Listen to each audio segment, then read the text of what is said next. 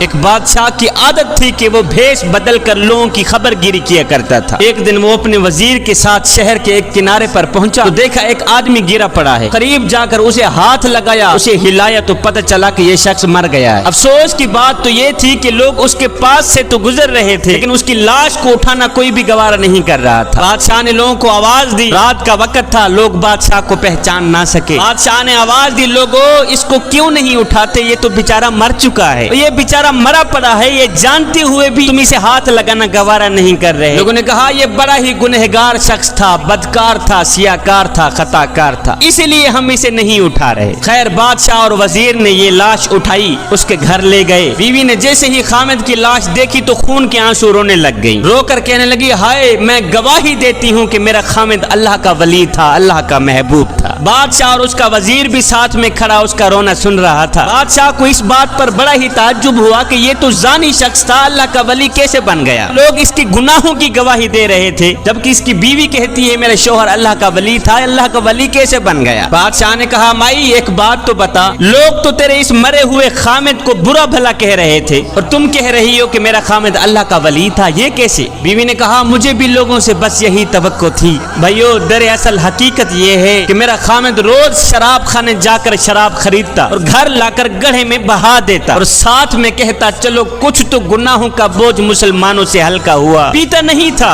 وہاں سے شراب لے کر گھر آ کر گڑھے میں بہا دیتا تھا، کہتا جو شراب میں نے خرید کر گڑھے میں ڈالی ہے اگر یہ شراب کوئی اور لے جاتا تو ساری رات گناہوں میں گزارتا۔ اسی طرح میرا شوہر رات کو ایک گندی عورت کے پاس جایا کرتا تھا، اسے ایک رات کی اجرت دے کر کہتا کہ تم اپنا دروازہ بند کر دو، آج کی رات کوئی بھی تیرے دروازے پر نہ آئے۔ صبح گھر آ کر کہتا شکر ہے میرے مالک، آج اس عورت کا اور نوجوان مسلمانوں کے گناہوں کا میں نے کچھ بوجھ تو ہلکا کر ہی دیا ہے۔ اب لوگ میرے شوہر کو ان جگہوں پر آتا جاتا دیکھتے اور برا بھلا کہتے، میں شوہر کو کہتی تو یہ نیکیاں تو کر رہا ہے لیکن جب تم مرے گا تو کوئی بھی تجھے غسل دینے کو آمادہ نہیں ہوگا۔ میرا شوہر مسکرا کے کہتا کہ تم گھبراؤ نہیں، تم اپنی آنکھوں سے دیکھو گی کہ میرا جنازہ وقت کے بادشاہ پڑھیں گے۔ یہ سن کر بادشاہ رو پڑا، کہنے لگا مائی میں نے بھیس بدلا ہوا ہے، دراصل میں خود ہی بادشاہ ہوں، صبح انشاءاللہ ہم خود تیرے شوہر کو غسل دیں گے، علماء اولیاء اس کا جنازہ پڑھیں گے اور پڑھنے والے بادشاہ ہوں گے۔ نیک نے نیک سمجھا،